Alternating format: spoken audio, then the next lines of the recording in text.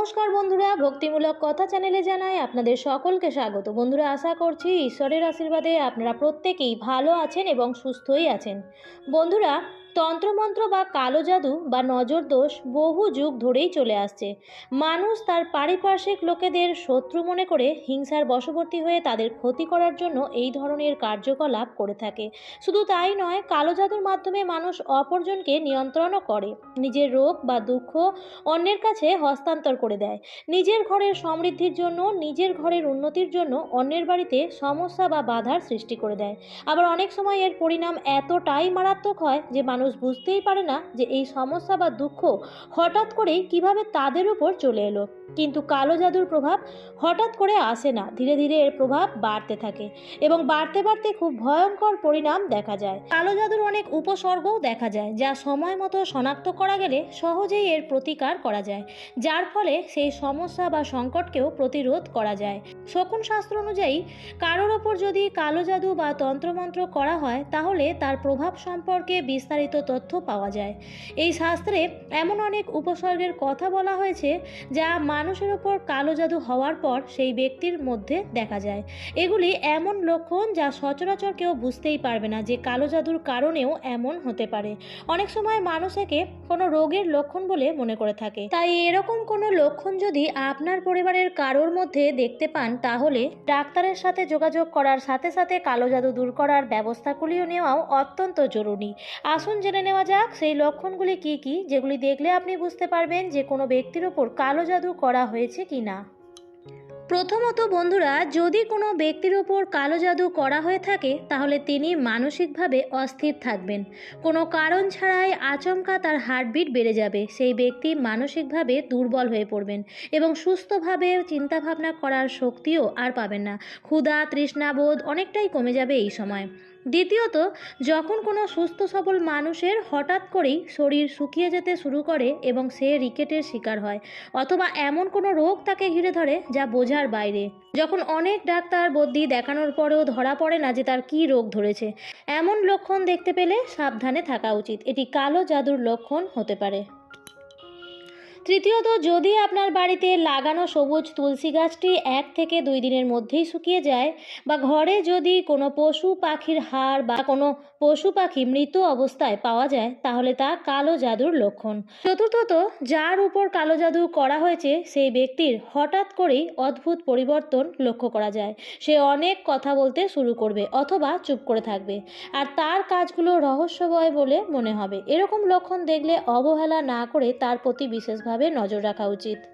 পঞ্চমত, আপনার যদি ভালো চাকরি হঠাৎ করেই চলে যায়, বা কোনো ভালো কাজ হতে হতেও আটকে যায়, বা আপনার ব্যবসা হঠাৎ করেই ব্যর্থ হতে শুরু করে, আপনি লোকসান পেতে শুরু করেন, বা হঠাৎ করেই কাজ করতে যেতে আপনার দ্বিধাবোধ লাগছে, তাহলে এটি কালো জাদুর লক্ষণ হতে পারে। ষষ্ঠত, কালো জাদুতে আক্রান্ত ব্যক্তি মানুষের থেকে সর্বদা আলাদা থাকতে পছন্দ করে। তারা হারিয়ে যায় নিজের জগতে। তার নখের রঙও ধীরে ধীরে সাদা থেকে কালো হতে শুরু করে। সপ্তমত, কোনো কারণ ছাড়াই ভিতর থেকে ভয় অনুভব করা, কোনো কিছুতে ভয় পাওয়া, বা রাতে ভীতিকর স্বপ্ন দেখা, বা রাতে ঘুম হারিয়ে যাওয়া, এই সবই কালো জাদুর লক্ষণ বলে মনে করা হয়। কালো জাদুতে আক্রান্ত ব্যক্তি সর্বদাই ভয় পেতে থাকবেন। এই লক্ষ্যগুলি আগে থেকে চিনতে পারলে আপনি যে কাউকেই বাঁচাতে পারবেন। আপনার পরিচিত কারো মধ্যে যদি এই লক্ষণগুলি কোনোটিও দেখা যায়, তবে ডাক্তারের সাথে পরামর্শ করার সাথে সাথে জ্যোতিষশাস্ত্রের এই প্রতিকারগুলিও অবশ্যই চেষ্টা করুন। প্রথমত বন্ধুরা, কালো জাদু দূর করার জন্য লাল কিতাবে উল্লেখ করা রয়েছে যে বজরং বাণ পাঠ করা কালো জাদু দূর করতে খুবই সহায়ক বলে প্রমাণিত হয়। অতএব যদি কোনো ব্যক্তি 4টি মঙ্গলবার পর পর বজরং বাণ পাঠ করতে পারেন, তবে কালো জাদুর প্রভাব ধীরে ধীরে হ্রাস পেতে শুরু করে।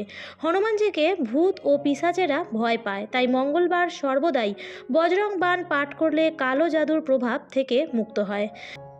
দ্বিতীয়ত, জ্যোতিষশাস্ত্রে বলা হয়েছে যে যদি কোনো ব্যক্তি কালো জাদুর শিকার হয়ে পড়েন, তবে একটি লেবু নিন এবং নিজের বা কালো জাদুতে আক্রান্ত ব্যক্তির ওপর 21 বার ঘোরান।